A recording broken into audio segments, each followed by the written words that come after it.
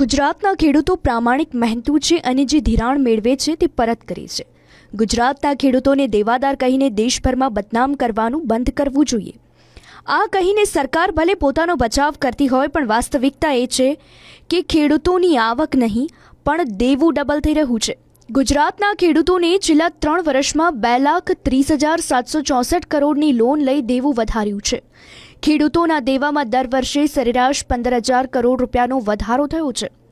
આજે ગુજરાતમાં ખેતી કરવી મોંઘી થઈ છે। જંતુનાશક દવા, ખાતર, બિયારણ તો મોંઘા થયા છે પણ સાથે સાથે ખેતમજૂરી પણ મોંઘી થઈ છે।